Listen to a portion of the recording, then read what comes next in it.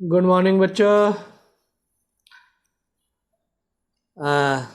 आज हम लोग जो है फर्टिलाइजर बने कि मेगा गैमीट और माइक्रो गैमीट के बनने के बाद इन दोनों के फ्यूजन की क्रिया पढ़ेंगे। लेकिन फ्यूजन से की क्रिया पढ़ने के पहले हमें ये जानना होगा कि पराग कोश में बना माइक्रो स्पोर्स कैसे मेगा स्पोर तक जाता है। तो इस तरह से सबसे पहले हम लोग माइक्रो स्पोर्स का वर्तिकाग्र पर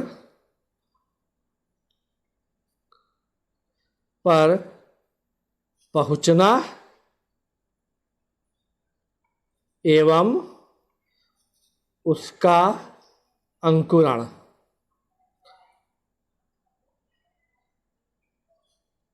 ठीक। माइक्रोस्पोर का वर्तिकाग्र पर पहुंचना और उसका अंकुरण। हाँ, तो माइक्रोस्पोर कहाँ बनता है? स्पोरेंजियम, माइक्रो स्पोरेंजियम में वो फटता है और फटकर परागण क्रिया द्वारा ये उसी जाति के पुष्प के वर्तिकाग्र पर पहुंचता है, ठीक। इसके पहले हमने आपको बताया था कि इसका जो है पराग कण में ही दो मेल गैमीट बन जाते हैं, दो मेल गैमीट बन जाते हैं। तो परागण द्वारा ये पहुंचता है वर्तिकाग्र पर, परागण द्वारा वर्तिकाग्र पर पहुंचा। तो जिस समय ये वर्तिकाग्र पर पहुंचता है उस समय वर्तिकाग्र पर एक सक्रिय द्रव पदार्थ स्रावित होता है, सक्रिय द्रव पदार्थ स्रावित होता है और उसको ये अवशोषित करके इसका जर्मिनेशन यानी पॉलन ग्रेन का जर्मिनेशन स्टार्ट हो जाता है। तो जैसे ये वर्तिकाग्र है, अंडाशय स्टाइल है और ये अंडाशय हो गया, ठीक। तो यह इस वर्तिकाग्र पर परागण क्रिया द्वारा ढेर सारे पॉलन ग्रेन आ जाते हैं यहाँ और इसके द्वारा स्रावित सक्रिय घोल का ये परागकण अवशोषण करते हैं और अवशोषित करके ये जर्मिनेट करने लगते हैं। जर्मिनेट में इसका परागकण के दो स्तर हमने बताए थे, एक्साइन, एंटाइन। तो इसका जो एंटाइन है वो किसी पोर से जर्मिनेशन स्टार्ट कर देता है, किसी पोर से इसका जर्मिनेशन स्टार्ट हो जाता है। इसमें जर्मपोर से इसका स्टार्ट और फिर ये जो है बढ़ करके पूरे स्टाइल्स के अंदर से होती हुई ये जाती है। तो जर्मिनेशन जैसे ही पॉलन ट्यूब के रूप में प्रारंभ हो जाता है तो इसका जो परागकण का जो सारा पदार्थ है वो इसी पॉलन ट्यूब में आ जाता है और यहाँ पर अंडाशय में बीजांड होता है। ये सारी संरचना मैं आपको बता चुका हूं।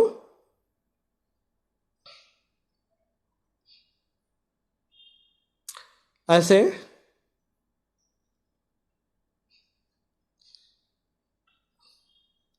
और इसमें अंदर की तरफ एक एम्ब्रियो सैक होता है। तो ये पूरा इसके लंबाई में, स्टाइल की लंबाई में ये पॉलन ट्यूब बढ़ती चली जाती है, पॉलन ट्यूब। ठीक, अब पॉलन ट्यूब की भी बनावट, इसमें इसको 3 भाग में बांटा जा सकता है। वैसे कोई एक ही पॉलन ट्यूब निकलती है, लेकिन कुछ में ये एक से अधिक भी निकल आती है। कुकुरबिटेसी और मालवेसी कुल में एक से अधिक भी निकलती है। तो अब इसके आधार पे ये स्टाइल जो है वो 3 तरह के हो जाते हैं। स्टाइल 3 तरह के हो जाते हैं। एक तो पूरी खोखली नलिका के रूप में होता है, इसको ओपन स्टाइल कहा जाता है। ओपन स्टाइल यानी कि जब ये लंबाई में बढ़ती है तो स्टाइल पूरी लंबाई में ये एक खोखली ट्यूब के समान होती है और पॉलन ट्यूब उसी ट्यूब से होती हुई बीजांड तक पहुंचती है। दूसरी हाफ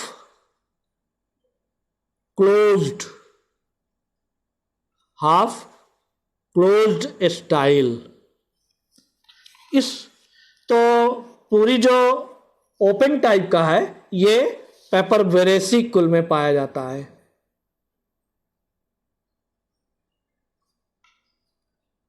पेपरबेरेसी, ठीक। और हाफ क्लोज टाइप, इसमें क्या होता है कि ट्यूब के समान होती है, पूरी खोखली ट्यूब के समान होती है, लेकिन बीच बीच में वो ट्यूब 2 या 3 स्तर ट्रांसमिशन टिश्यू द्वारा बंद होता है। बीच बीच में 2 या 3 स्तर ट्रांसमिशन ऊतक द्वारा बंद होता है, इसलिए इसे हाफ क्लोज स्टाइल कहा जाता है। और इसका उदाहरण ये कैसे किन में पाया जाता है? कैक्टेसी में, कैक्टेसी कुल में ये पाया जाता है। और तीसरे प्रकार का है क्लोज्ड टाइप।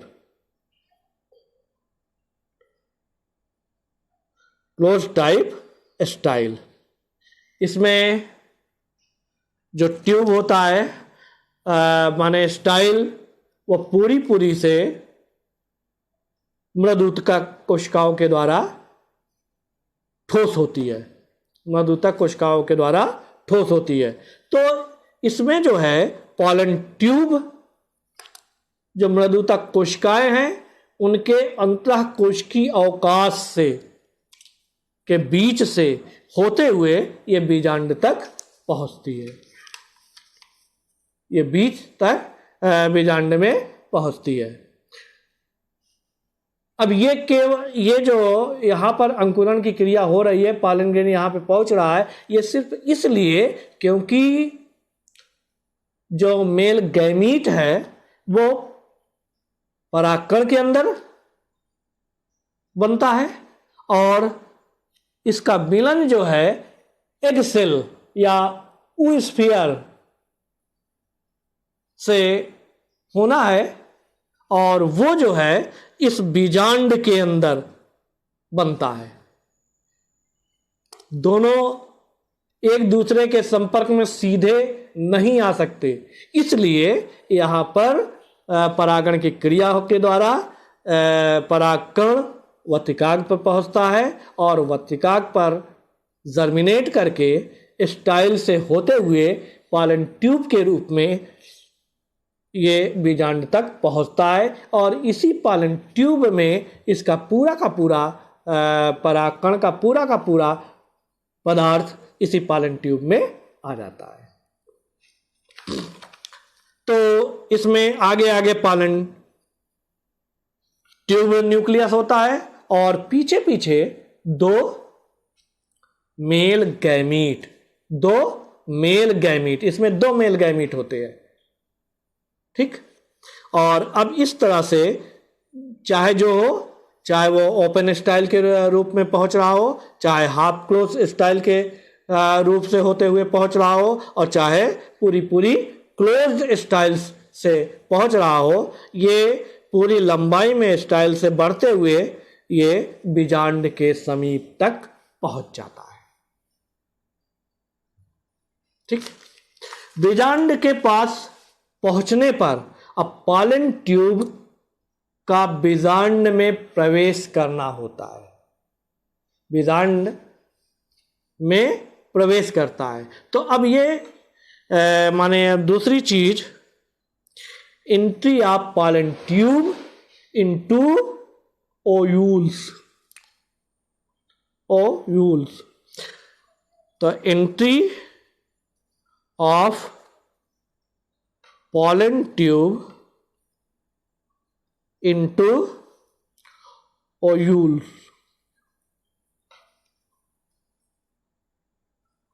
ओव्यूल। ठीक है, तो अब यहां तक ये लंबाई में बढ़ के पॉलन ट्यूब बीजांड तक पहुंच गया है। तो बीजांड में भी ये तीन तरह से प्रवेश करता है। कभी कभी किसी में ये सीधे बीजांड के शीर्ष भाग से, यानी कि चलेजा टाइप से के पास से ही अंदर प्रवेश कर जाता है बीजांड में, तो ये कहलाता है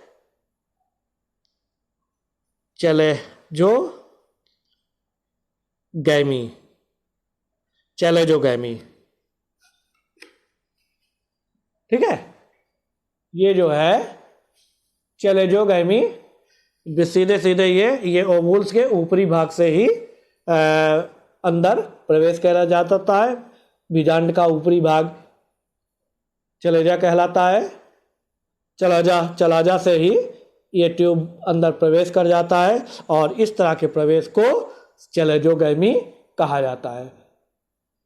ये पाया जाता है कैजुराइना में। इसका एग्जाम्पल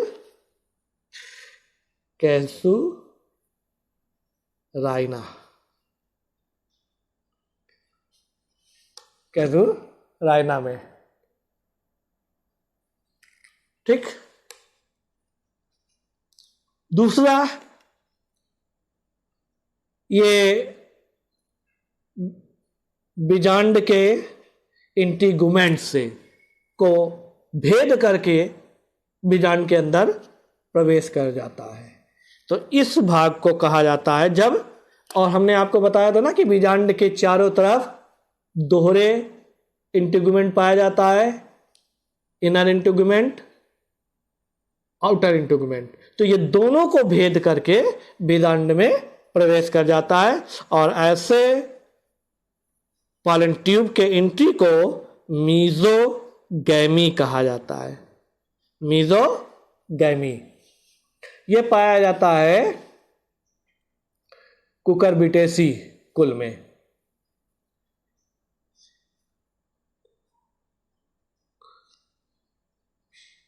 कुकुरबिटेसी कुल के में ये पाया जाता है, कुकुरबिटा। ठीक, और तीसरे प्रकार का, जब पॉलन ट्यूब लंबाई में बढ़ती हुई बीजांड के समीप पहुंच करके बीजांड के बगल से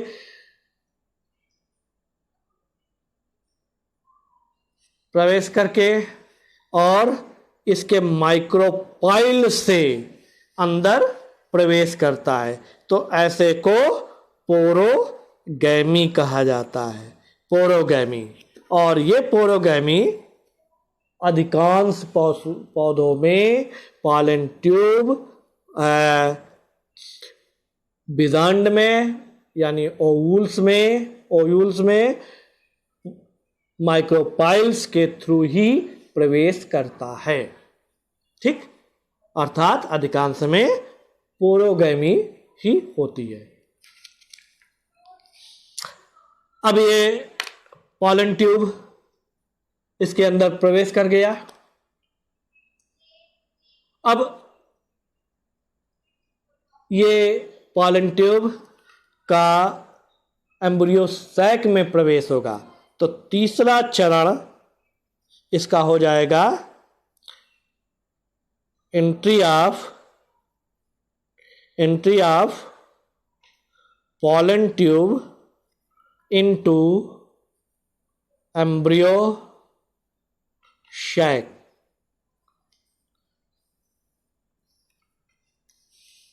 ठीक है, तो ज्यादातर जो पॉलन ट्यूब है वो एम्ब्रियो सैक में पहुंच जाता है। एम्ब्रियो सैक की संरचना मैंने आपको बताया था कि एम्ब्रियो सैक में माइक्रोपाइल की तरफ से मध्य में एक बड़ा एग सेल होता है और उसी से लगा हुआ दो सिनर्जिड्स कोशिकाएं पाई जाती है। सिनर्जिड कोशिकाएं पाई जाती है। इसी तरह से इसके ऊपर की तरफ मैंने आपको बताया था कि 3 एंटीपोडल सेल्स पाए जाते हैं और मध्य में हमने आपको बताया था कि पोलर न्यूक्लियाई होते हैं जो फ्यूज करके सेकेंडरी न्यूक्लियस बनाते हैं। ठीक, अब ये जो बीजांड से पॉलन ट्यूब प्रवेश करता है तो बीजांड में प्रवेश करने के बाद अब इसका एम्ब्रियो सैक के अंदर पॉलन ट्यूब का प्रवेश होगा और प्रवेश करने के लिए इनमें जो एक सेल के साथ सिनर्जिड कोशिका है उनमें से कोई 2 होते हैं, उनमें से कोई एक ऐसा रासायनिक पदार्थ स्रावित करता है जिसके आकर्षण से ये पॉलन ट्यूब एम्ब्रियो सैक के किसी एक सिनर्जिड कोशिका में प्रवेश कर जाता है और वो जिसमें ये प्रवेश करता है उसको डिजेनरेटिंग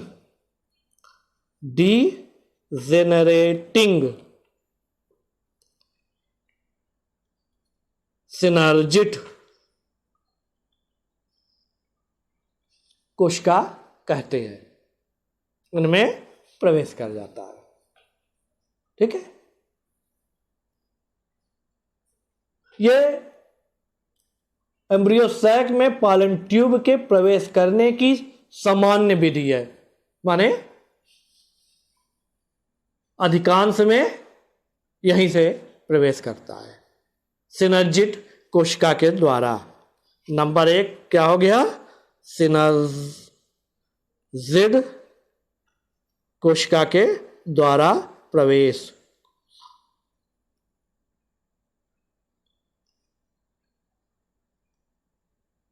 दूसरा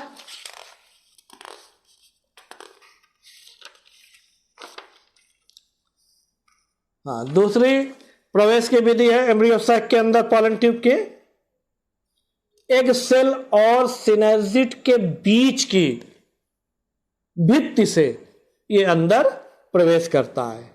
दूसरी विधि क्या है? एग सेल और सिनर्जिड, एग सेल और सिनर्जिड के बीच की भित्ति से प्रवेश करता है।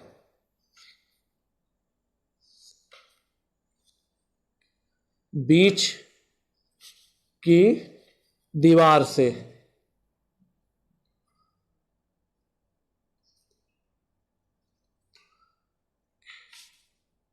द्वारा।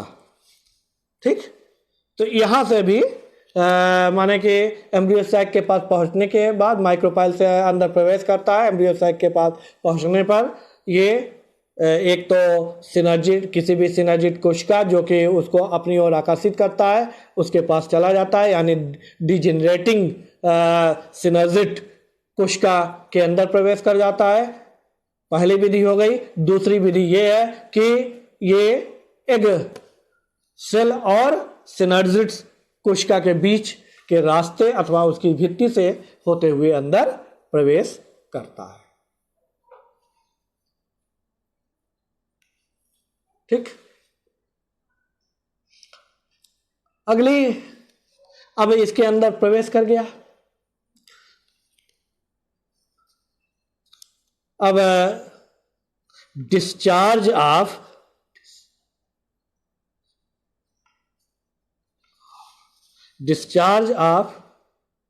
Male gametes. तो दो मेल गैमीट्स होते हैं, उन दोनों का एम्ब्रियो सैक के अंदर डिस्चार्ज होना।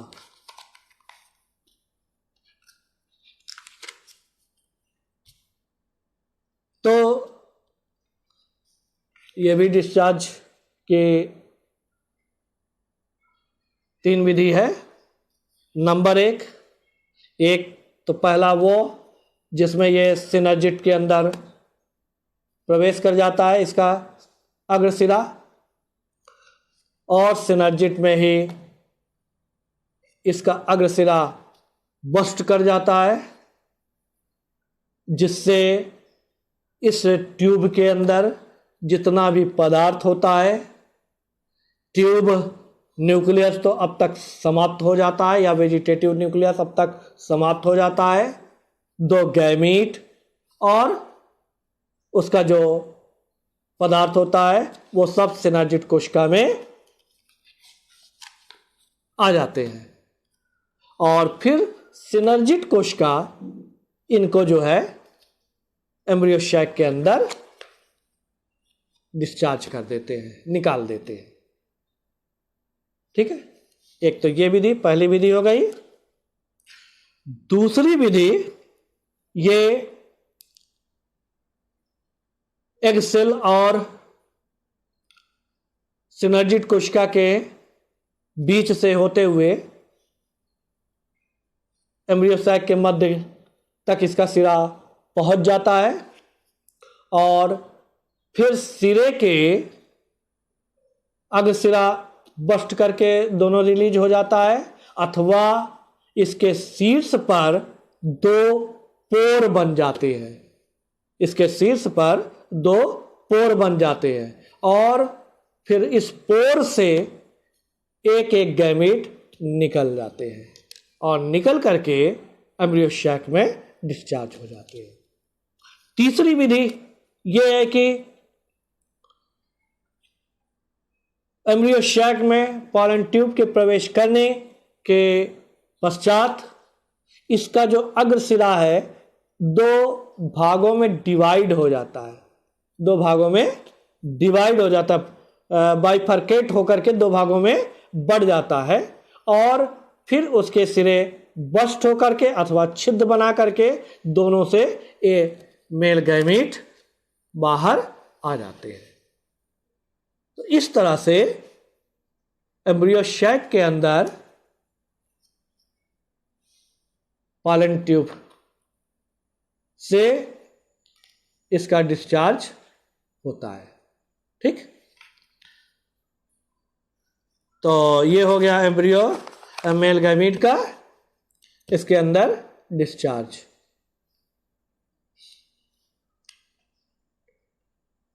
अब इसके अंदर डिस्चार्ज हो जाएगा। अब दोनों मेल गैमीट का, एक का सेकेंडरी न्यूक्लियस के साथ या सेकेंडरी न्यूक्लियस के साथ, और एक का एक सेल के साथ फ्यूजन होगा। इसी को कहा जाता है डबल निषेचन। तो अब जो है ये डबल निषेचन, डबल फर्टिलाइजेशन काफी इंपॉर्टेंट है ये, और कई बार पूछ भी चुका है। फर्टिलाइजेशन, डबल फर्टिलाइजेशन ये क्या है? तो ये जो है एंजियोस्पर्मी की एक विशेष गुण है, विशेष कैरेक्टर्स है। इसी में ये डबल फर्टिलाइजेशन की क्रिया होती है। संरचना एम्ब्रियोशैक में हमने आपको बताया है कि एम्ब्रियोशैक के में जो संरचनाएं होती है, इनमें माइक्रोपाइल की तरफ अभी अभी भी बताया है एक सेल स्थित होता है और उसी से लगी हुई सिनर्जिड सेल्स होते हैं, और साथ ही साथ एम्ब्रियोशैक के मध्य में सेकेंडरी न्यूक्लियस भी पाया जाता है। सेकेंडरी न्यूक्लियस 2 न्यूक्लियस से बने होते हैं, इसलिए वो एन मिलकर के 2n होता है, ऑलरेडी 2n होता है। एक सेल,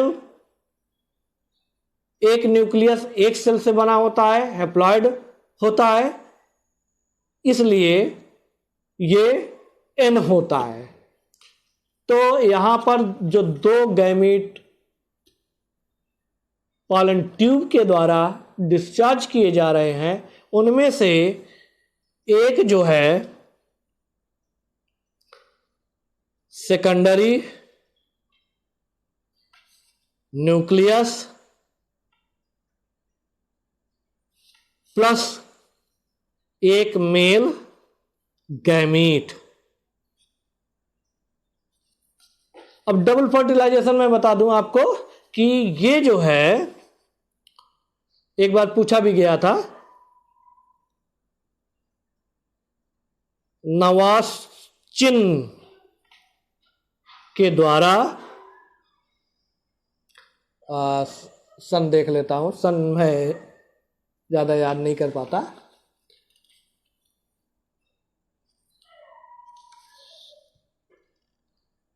नवास्चिन के द्वारा 88 में शायद, चलिए बाद में बता देता हूं।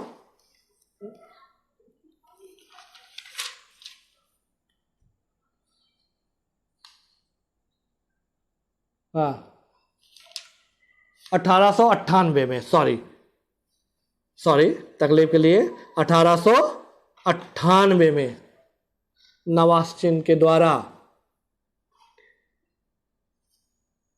खोजा गया था। ठीक है, तो इन्होंने ही बताया था कि secondary nucleus plus male gamete का फ्यूजन होता है और इस तरह से ये 3n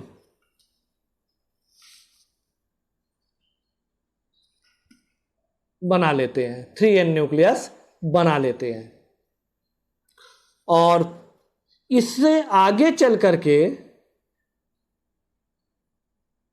भ्रूणपोष का विकास होता है, एंडोस्पर्म्स बनते हैं।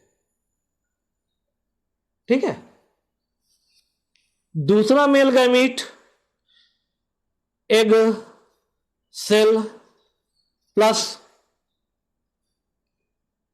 मेल गैमीट का फ्यूजन होता है, तो ये भी n, ये भी n, यानी n प्लस n मिलकर के 2n बन जाते हैं, जबकि यहाँ सेकेंडरी न्यूक्लियस जो था वो 2n प्लस n मिलकर के 3n डिप्लॉयड हो जाते हैं, और यहाँ पर ये डिप्लॉयड, पुनः डिप्लॉयड हो जाते हैं ये। और इससे एम्ब्रियो का विकास होता है, इससे आगे चल करके एम्ब्रियो का विकास होता है। इसीलिए अब इसे डबल फर्टिलाइजेशन या डबल द्विनिषेचन इसीलिए कहते हैं क्योंकि यहाँ पर एक जो है secondary nucleus plus male gamete के बीच होता है एक निषेचन, और दूसरा निषेचन जो है एक सेल और मेल गैमीट के बीच होता है। Secondary nucleus plus male gamete के मिलने से 3n भ्रूण कोश न्यूक्लियस का निर्माण होता है, जिससे आगे चल करके भ्रूणपोष बनता है, एंडोस्पर्म का विकास होता है और egg cell plus male gamete से आगे चल करके एम्ब्रियो का विकास होता है। इसीलिए इसे इनमें यानी एंजियोस्पर्मी पौधों में 2 बार निषेचन की क्रिया होती है, इसीलिए इसे डबल फर्टिलाइजेशन अथवा दोहरा निषेचन अथवा द्विनिषेचन कहते हैं।